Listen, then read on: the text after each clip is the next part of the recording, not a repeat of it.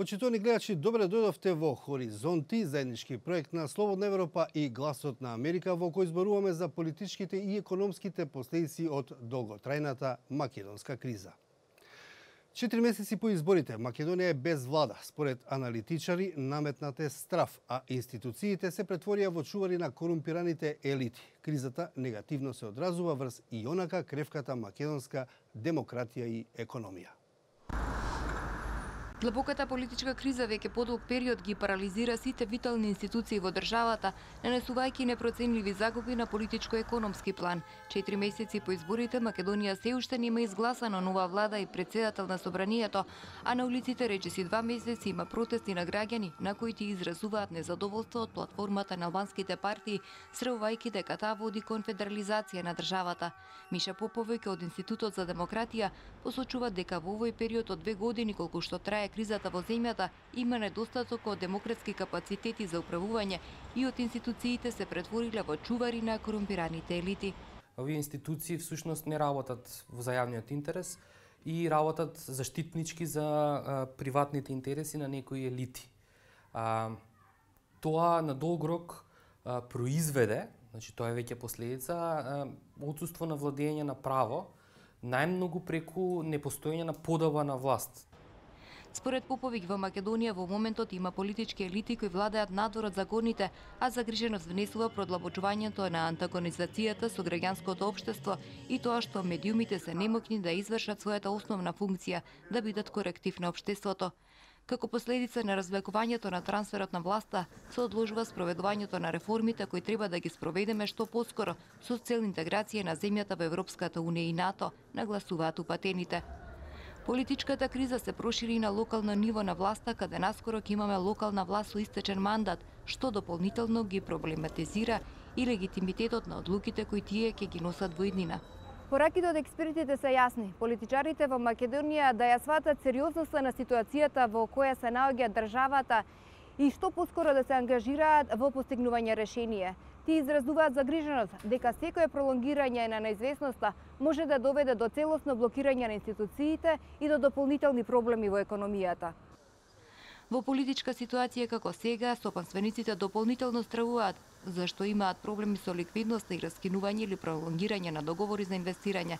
Најновите податоци исто така покажуваат дека Македонија се соочува со пат на странските инвестиции, што според експертите е резултат на кризата, но и на лошите политики на власта.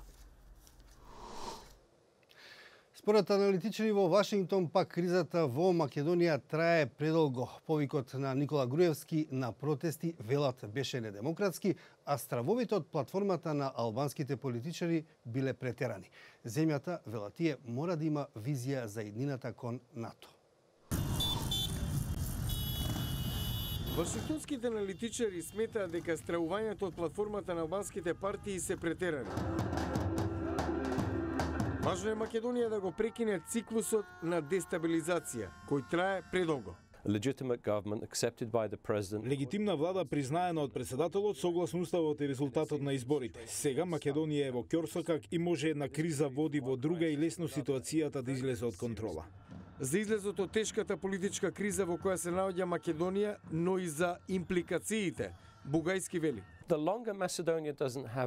Се додека Македонија нема влада, ќе трае и политичката криза. Етничките тензии само ќе се јавуваат на хоризонтот, како последица. Тоа е опасно.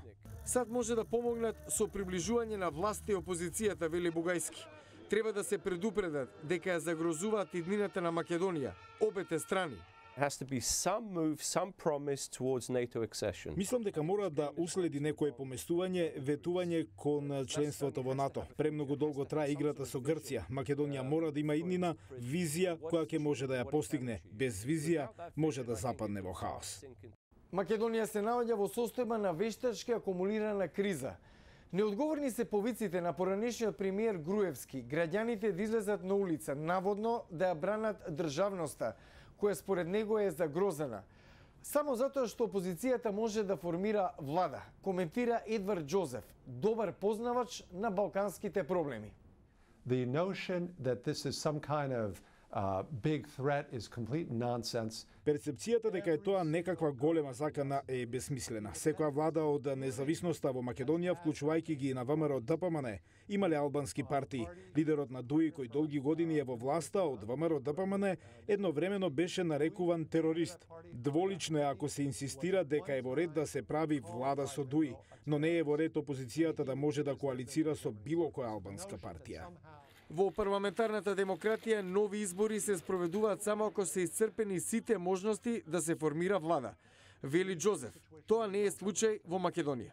In this case, it's clear that there is a government that can be formed. Во овој случај е јасно дека може да се формира влада. Едноставно, председателот Иванов одбива да го даде мандатот за причини кои се целосно политички. Затоа, како што реков, се работи за вештачки наметната криза.